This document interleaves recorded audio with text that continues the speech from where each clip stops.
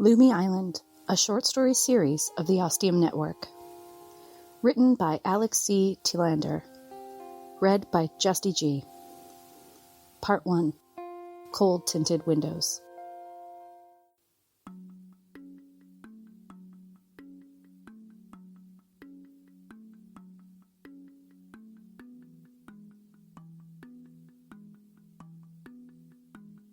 Two.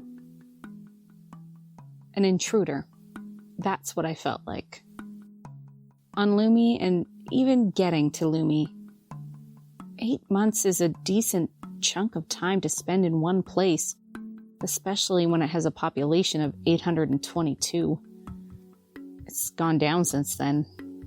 People moved on while I was there, left for good. You would think living on an island for the better part of a year with that many people, I must have talked or at least interacted in some way with every person on the island at some point, right?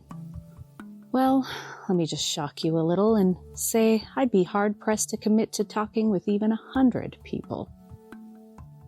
There's a way of life on Lummi that it took me almost every day of those 32 weeks to fully acclimatize to. By the end of it, I was happy and ready to find my next story and leave. I believe that population number is going to keep dropping, and those who visit Lummi tend not to come back. Those who leave never come back. An intruder. Keep that ugly word in your mind.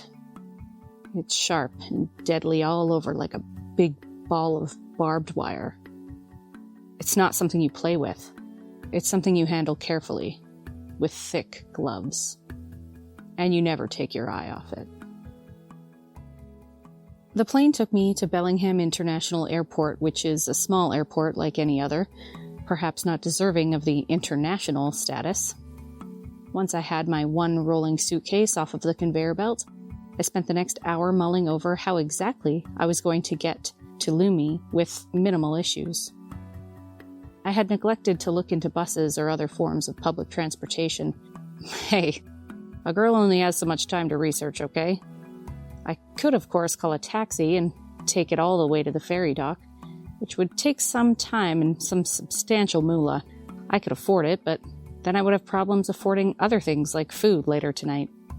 I knew for sure there wasn't a train that went that way, so that left one option, really.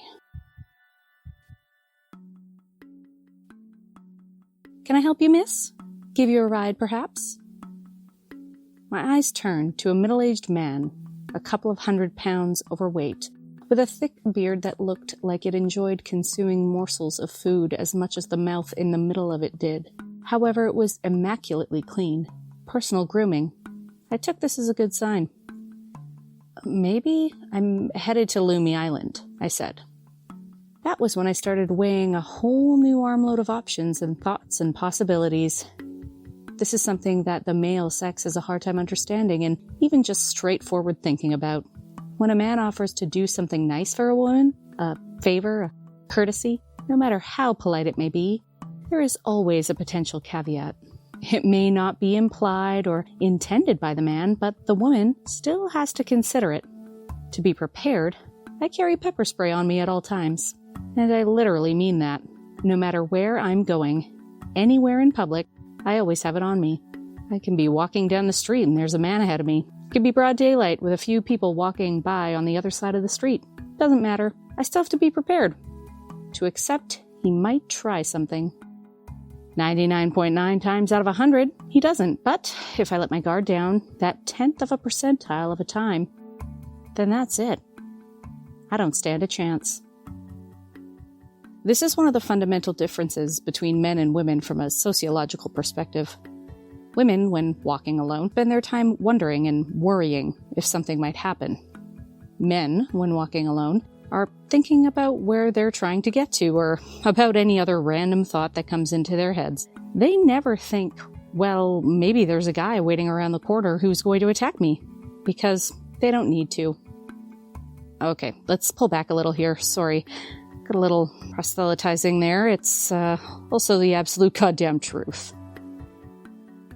And here I was, with these hundreds of thoughts running through my mind before the man had even answered my question. and I didn't know what I was going to say if he was going my way. Well, how about that? What a coincidence. That's where I'm headed right now. Just came in from LA. My family's already at the pad on the Baker Preserve. Be happy to give you a lift to the ferry, if you like. After that, we can just part ways, no strings attached. See, it's saying something like that, no strings attached, that just gets my heart racing. He said it thinking little of it, thinking he'd make a little joke or maybe not realizing what he was actually saying, and from my perspective, it could mean the complete opposite. But the sun was shining, the skies were blue, and I was going to keep my pepper spray in my pocket, firmly gripped in my hand the whole way. That would be truly awesome. I'd really appreciate it. No problem. Happy to oblige. My name's Stephen. Kate, pleased to meet you. A rough handshake and a nod, and then he led the way. The car should be out front all ready for us.